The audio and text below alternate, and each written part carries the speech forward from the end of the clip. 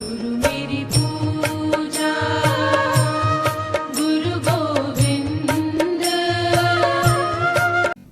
गुरु जी की बहुत बहुत मेहरबानियां हैं, इतने कल्याण किए हैं। मतलब क्या कहें कि मांगा नहीं था फिर भी मिल गया है। मांगने के बाद तो क्या क्या मिलता है, वो चाह नहीं रह गई कि मांगे कभी। शुरू से ऐसा रहा है, पर उनकी कृपा रही है पहले से ही, अभी तक चल रही है। सोचा ना था कि इतनी जल्दी शादी की ऐसे डेट फिक्स होगी, और मेरे पीछे पड़ी रहती थी चमेली। जब बोलती थी तब बोलती थी कि तेरा बेटा चंदन नाम है मेरे बेटे का, गुरु जी ने रखा था। और कहती थी तेरी चंदन ना हो गया चमेली हो गई, चमेली की शादी कब करोगी कब करोगी? कि भाई जब होगा तब होगा, बैठे हैं गुरु जी डेट फिक्स करेंगे। हमने तो कोई तैयारी नहीं करी है, सच पूछिए तो अभी तक कोई तैयारी नहीं है। गुरु जी सामने बैठे हैं। 1 महीने से तबीयत ठीक नहीं थी। मैंने कहा वाह गुरु जी, शुक्राना गुरु जी, आपने मेरी तबीयत खराब की इसलिए कि पहले रेस्ट कर लो, बाद में रेस्ट नहीं करोगी। हो सकता है शादी वाले दिन बीमार पड़ जाए, कोई पता नहीं। वो उनके उसमें रहस्य, क्या रहस्य कुछ पता नहीं है। तो डेट निकल गई, मैंने दीप्ति को कॉल किया कि तेरी चमेली की शादी फिक्स हो गई। अब तो पूछेगी नहीं ना, रोज सुबह को गुड मॉर्निंग करने के बजाय चमेली की शादी पूछती थी ये। फिर क्या हुआ कि कोई फिक्स नहीं हो रहा था कि कहाँ पे होगा। फिर जैसे फिक्स हुआ फिर वो मैंने कॉल करी, मैंने कहा कि ऐसे ऐसे हुआ है और कुछ फिक्स नहीं हो रहा था। लेकिन कोई यकीन नहीं मानता है इस बात पे, वो हमारे गुरुजी बैठे हैं और कैसे कार्य कराते हैं ये गुरुजी को मालूम है। और आगे भी यही कर रहे हैं, हो भी रहा है, होगा भी, ये पक्का है।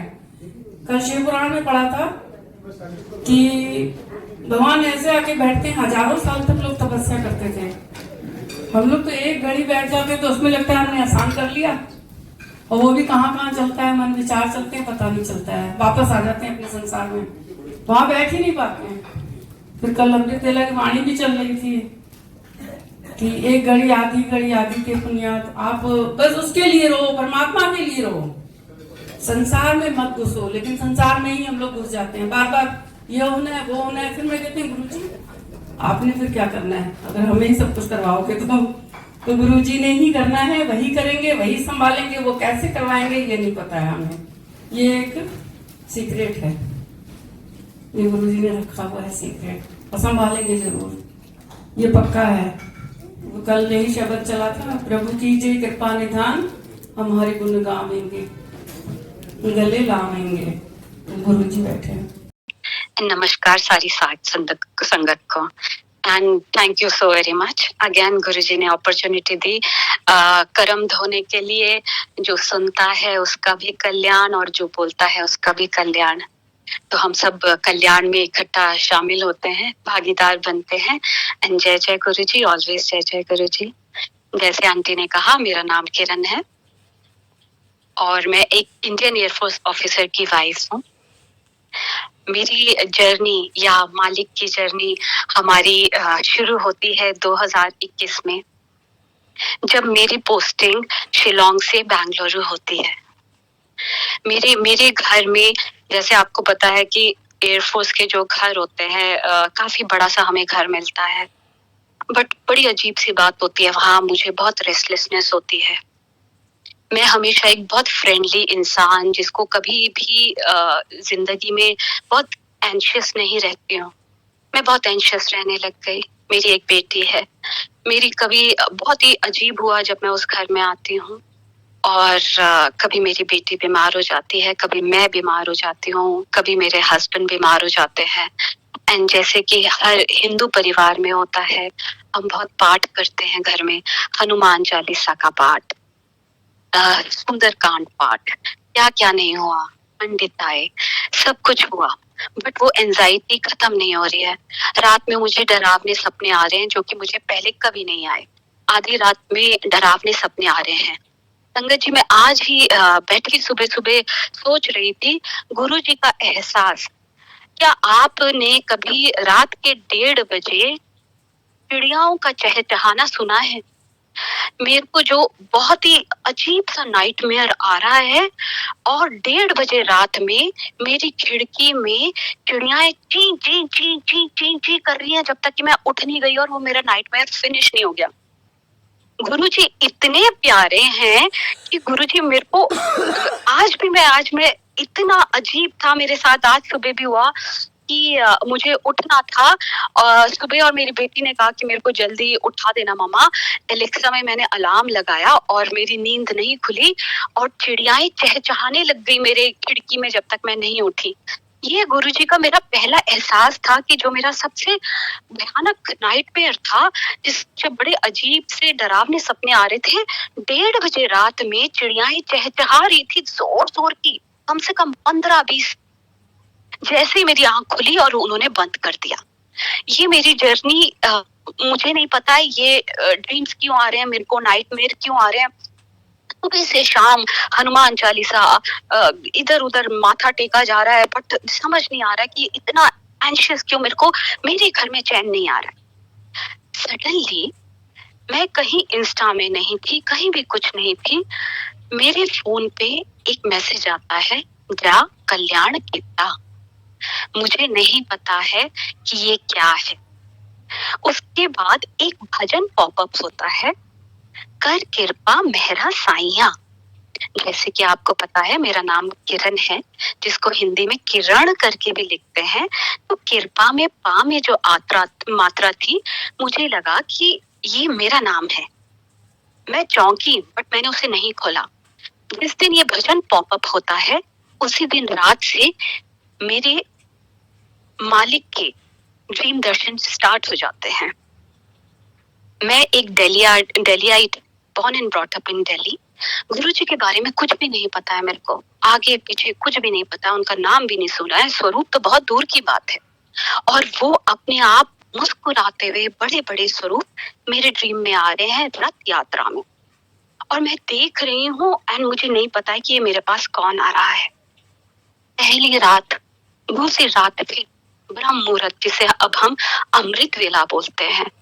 गुरुजी मुस्कुराते हुए आ रहे हैं, मुस्कुराते हुए आ रहे हैं। मुझे नहीं पता कि कौन मुस्कुराते हुए मेरे पास आ रहा है। लेकिन जो मेरी एंशियसनेस थी, ये चल ही रही थी। चेरी कभी भी बीमार पड़ जा रही थी, कभी मेरे हस्बैंड का कभी सर में दर्द, कभी पेट में दर्द, नहीं पता है कि क्या चीज हो रहा है हमारे साथ। इस बारी फिर से ये भजन पॉपअप होता है, कर कृपा मेहरा साइया। इस बारी मैं इसको खोल देती हूँ और मैं पहली बार अपने मालिक का स्वरूप देखती हूँ, गुरु जी का स्वरूप, जो कि मेरे सपने में आ रहा था। और जैसे कि हम पहली बार, हमारी आत्मा जब परमात्मा को देखती है, पहचानती है, बहुत फूट फूट के रोती हूँ, बहुत रोती हूँ, बहुत रोती हूँ, नहीं पता कि क्यों रो रही हूँ। और उसमें लाइंस भी थी कि सानू पता है बदल सकता है तकदीर आनू। तो मेरे को ऐसा लग रहा था कि ऐसे मैं बहुत रोई, मैं बहुत रोई, बहुत रोई। मेरे ड्रीम के सिलसिले चलते रहे। मालिक से बहुत क्षमा याचना चाहूंगी, मुझे शुरू में मालिक बिल्कुल फैसिनेट नहीं किए, क्योंकि मालिक बोल्ड थे। मालिक इतने सुंदर हैं, वो आपके लेवल तक आते हैं। मालिक ने मुझे कैसे ड्रीम देने स्टार्ट किए। जो मालिक 20 साल की उम्र में बहुत सुंदर मालिक हुआ करते थे। मालिक ने लेफ्ट पोज दिया, राइट पोज दिया, स्टबल के साथ, पंजाबी मुंडा खड़ा हुआ है, व्हाइट कलर के चोले में, नीचे वो अचकन पहने हुए और खेतों में खड़े हुए हैं, चाणक्य के भेष में, ब्राह्मण के भेष में, इतने सुंदर, जो कि गुरुजी हमारे 20s वाले थे। लेफ्ट पोज आ रहा है, राइट पोज आ रहा है, एंड जब तक कि मैं बिल्कुल मंत्र मुक्त नहीं हो गई कि कितनी सुंदर है, कितने खूबसूरत हैं। खैर, ये मेरे ड्रीम चल रहे हैं। एंड जैसे मैंने देखा कि ये गुरुजी हैं, मैंने उससे मुझे पता चला उस भजन से, तो मैंने जितने प्लेटफॉर्म मेरे को ऑनलाइन मिलते थे, मैंने सब ज्वाइन कर लिए। फेसबुक में जितने ग्रुप्स मिले मेरे को गुरुजी के नाम पे, मैंने सब ज्वाइन कर लिए। एंड मेरे को बहुत ही सुंदर बात है, बड़ी वडभागी हूं मैं कि मुझे पुरानी संगत के सत्संग सुनने के लिए मिले। हम सभी जो कि कोविड के बाद या कोविड के दौरान ज्वाइन हुए हैं, हम बहुत वडभागी हैं। इससे पहले 2014 में भी जो लोग गुरुजी के पास आए, उनकी जर्नी एक सिमट के रह गई।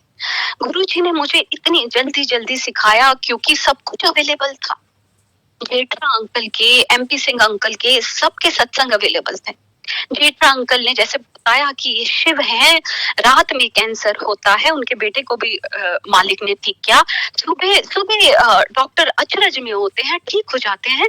तो मुझे 2 दिन भी नहीं लगा जानते हुए कि मेरे पास स्वयं परमात्मा आ रहे हैं। तो मेरी जर्नी चल रही है, मुझे नहीं पता है, एंड जैसे मुझे पता चलता है कि ये परमात्मा है तो मैं इनका स्वरूप खोजने लगती हूँ। और मेरी मिस्टेक कि मैं अमेज़न से इनकी ब्लेसिंग, इनका स्वरूप खरीद लेती हूँ, क्योंकि मैं किसी संगत को नहीं जानती थी, आसपास मेरी कोई संगत नहीं थी, तो मैं इनका स्वरूप खरीद लेती हूँ। एक दिन मैं फेसबुक में एक नई संगत जो कि दिल्ली में रहती थी, उनका सत्संग सुनती हूँ, एंड वो कहती है कि गुरुजी का स्वरूप खरीदा नहीं जाता है, या तो संगत देती है या बड़े मंदिर से मिलता है। जैसे कि आपको पता है और जैसे कि मैं मन से मानती हूँ, गुरुजी वाले वो हैं जो हुक्म में हैं। गुरुजी बोलना बहुत आसान है, हुक्म में रहना ही गुरुजी वाले होना है।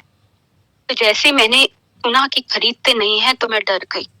मैंने इनको फेसबुक में मैसेंजर में कॉल कर दिया, एंड ये आंटी थी, प्यारी थी कि इन्होंने मेरे को एंटरटेन भी किया, और 1 घंटे इन्होंने मुझे बहुत सारी बातें समझाई।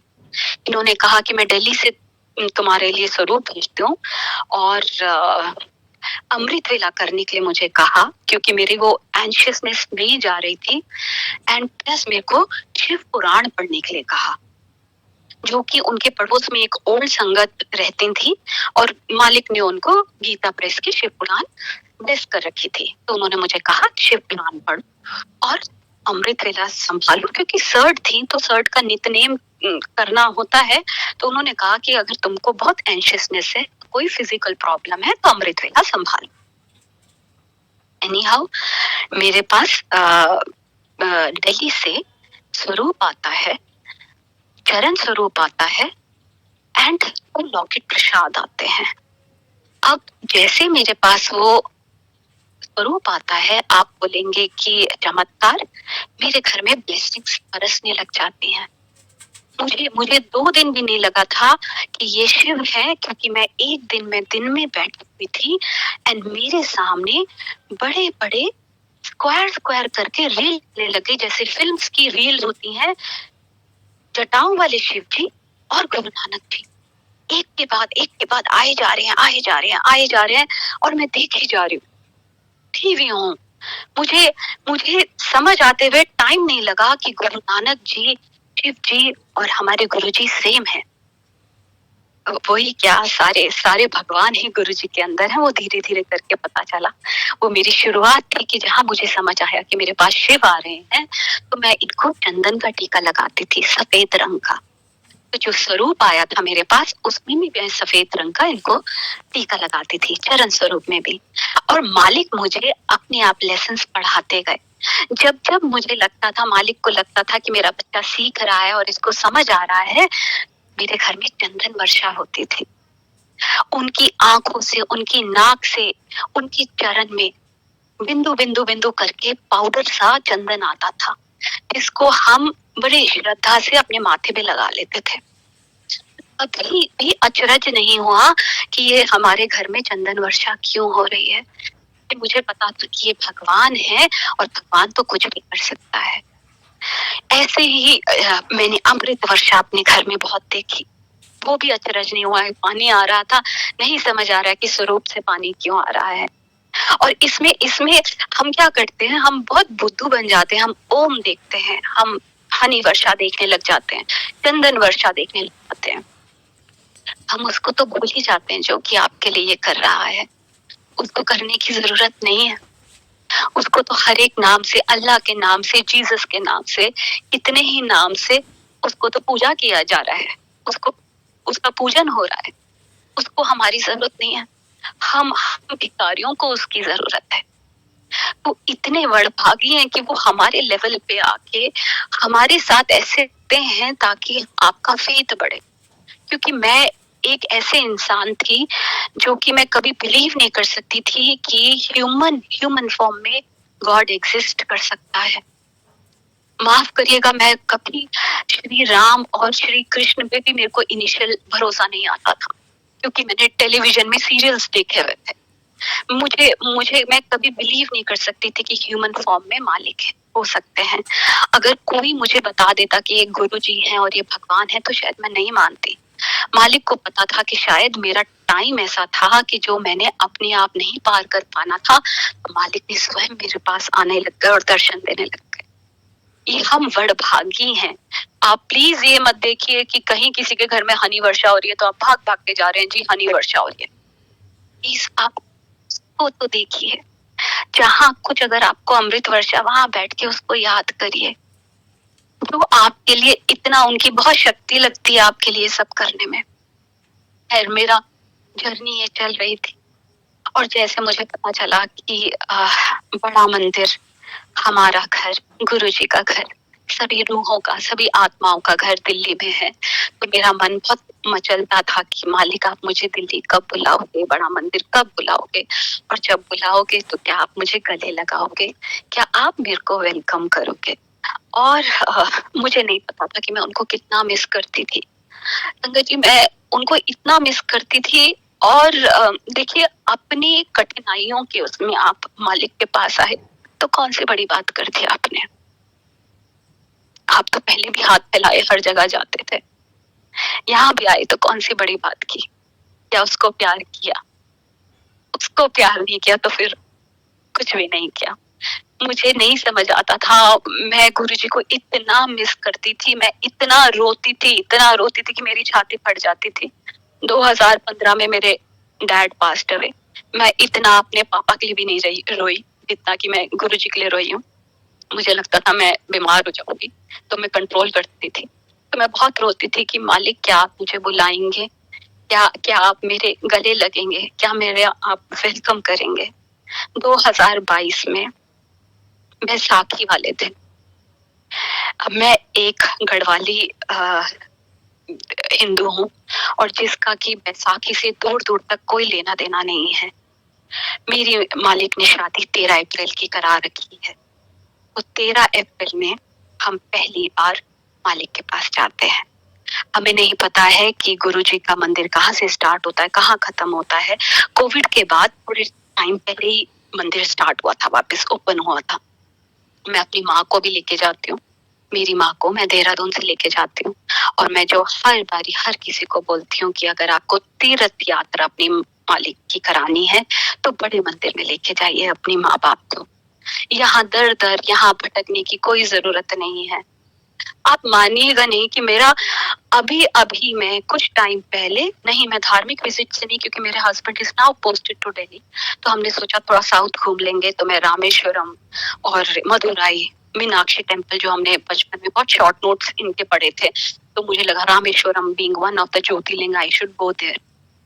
मैं आपको माफ करिएगा, कोई भी मंदिर बड़े मंदिर के सामने, जो बड़े मंदिर का डिसिप्लिन है, जो सफाई है, जितनी जल्दी जैसे आप दर्शन करते हैं, बाहर आप धार्मिक प्लेस में जाएंगे 10-10 घंटे तक खड़े रहेंगे, और जब दर्शन की बात होगी तो आपको धक्का दे दिया जाएगा, आप दर्शन भी नहीं कर पाएंगे। मालिक ने आपके लिए तीर्थ यात्रा इतनी सुलभ कर रखी है, आप कहाँ दर दर भटक रहे हैं। तो हम पहली बारी 13 अप्रैल को बड़े मंदिर जाते हैं। नहीं पता है कि कहाँ स्टार्ट होता है, कहाँ खत्म होता है।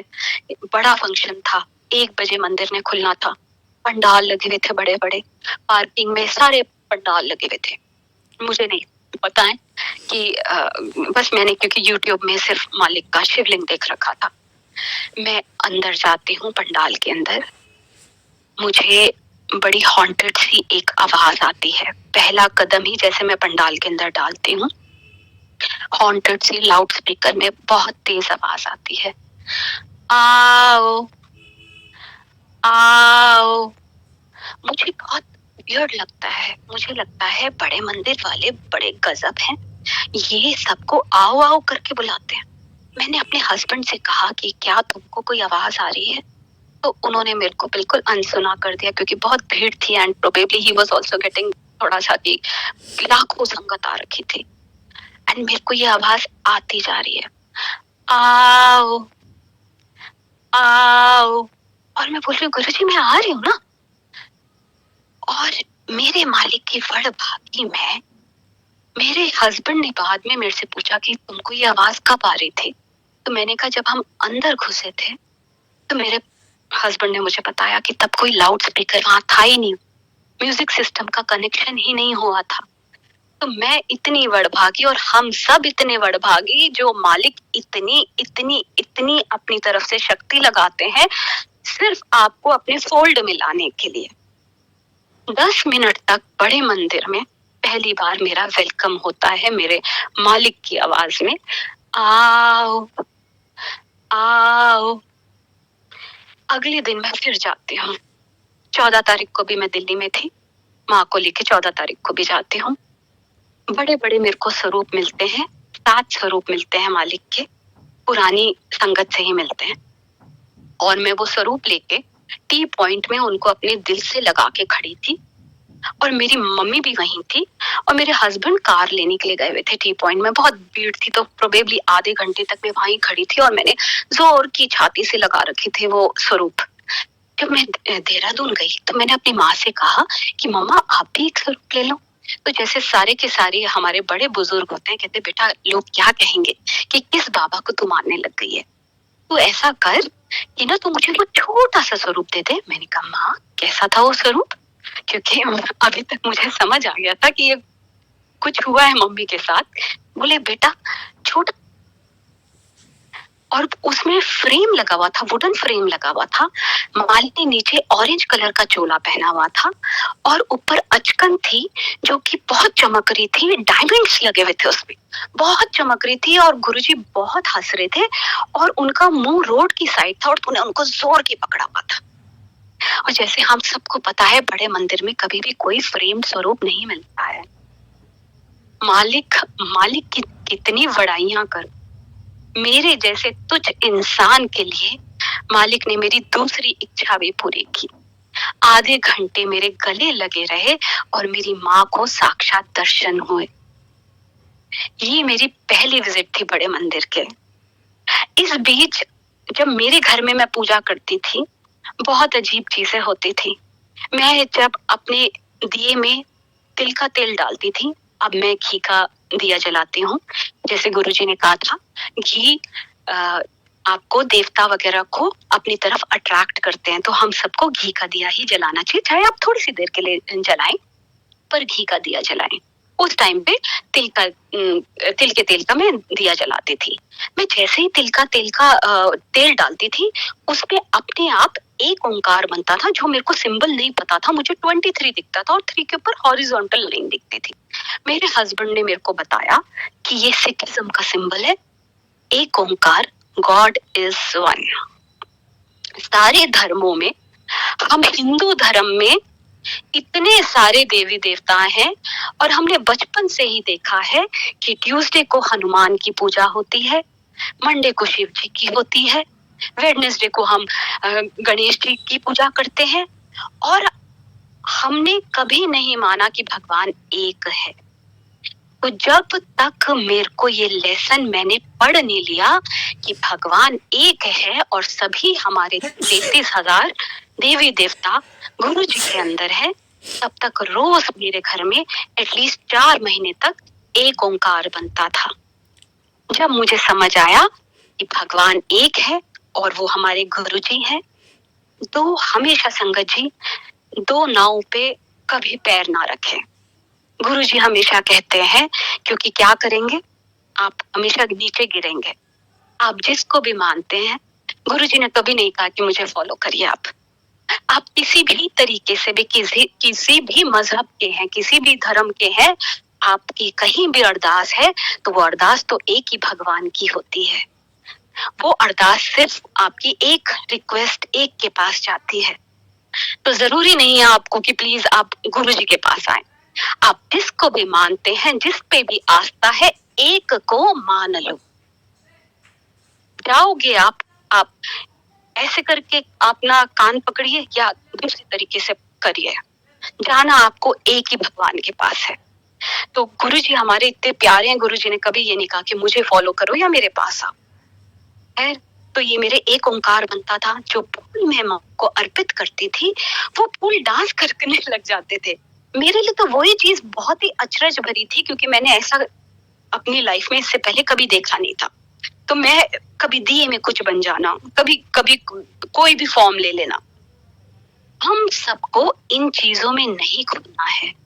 जब जब आपके साथ ऐसा कुछ होए, मालिक का शुक्राना करें, उनकी शक्ति लगती है। वो सिर्फ ये बताते हैं कि मैं तेरे साथ हूँ। वो एहसास है कि वो हमेशा हमारे साथ है 24/7। दुख आए सुख आए, लेकिन कोई है जो आपके साथ है 24/7, आपकी बात सुनता है। तो घबराना नहीं है, और कभी भी बिल्कुल इतना एक्साइटेड नहीं हो जाना है कि सबको दिखा रहे हैं ओम जी, हर जगह अपनी फोटोग्राफ्स भेज रहे हैं कि ओम आ गया, ओम आ गया। उसको याद करो जो कि इतनी अपनी शक्ति लगा के आपको ये दिखा रहे हैं, आपके ऊपर ब्लेसिंग्स बरस रही हैं। खैर, जब हम वापस आते हैं तो मैं पहली बार एक दरबार में जाती हूँ, संगत के घर जाती हूँ। इससे पहले मैं उस आर्मी ऑफिसर की वाइफ के अलावा किसी संगत को नहीं जानती थी। पहली बार मैं जाती हूँ, और वो आंटी यहाँ बेंगलुरु में काफी फेमस है, और वो मुझे बोलती हैं कि शिव पुराण हर किसी को नहीं पढ़नी चाहिए।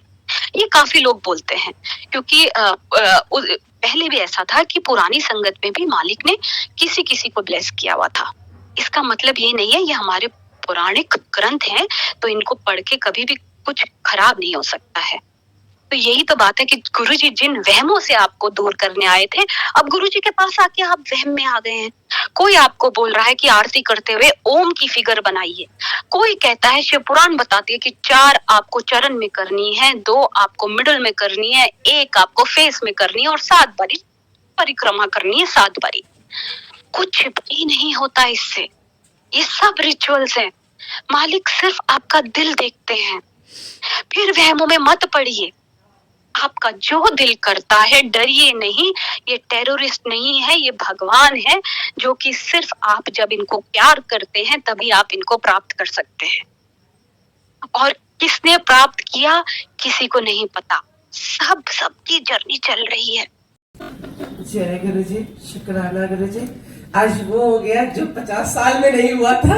मेरे पापा सामने आ गए और उन्होंने आरती कर दी है, जो मेरी मम्मी ने इतने साल में नहीं करा। आज मेरी मम्मी ने ये काम कर दिया। मेरी मम्मी नहीं आ पाई, मेरे पापा आ गए। मुझे मेरी समझ में नहीं आ रहा ये कैसे आ गए।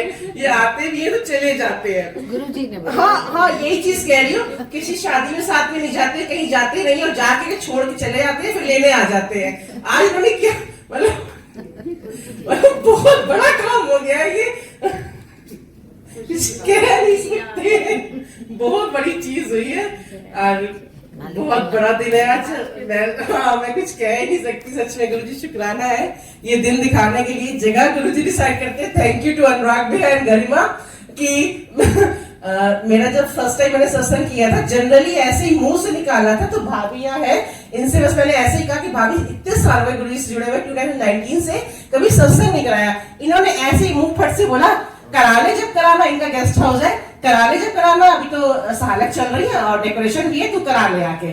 तो वो डेट थी 17 दिसंबर 2024। तो वो 17 थी। देन सेकेंड टाइम जब सत्संग कराना हुआ तो मैंने अनुराग भाई से बोला, उन्होंने कहा ठीक है मैं 1 महीना पहले बताऊंगा, 1 हफ्ता पहले ऐसा हो सकता है। तो मार्च में बात हुई थी। अप्रैल मई जून उनका फोन, मुझे मैं दिल्ली में थी तो अनुराग का फोन व्हाट्सएप कॉलिंग आई। कहते हैं बहन 16, 17, 18 3 दिन है और 3 दिन में तुम डिसाइड कर लो कौन सी डेट है।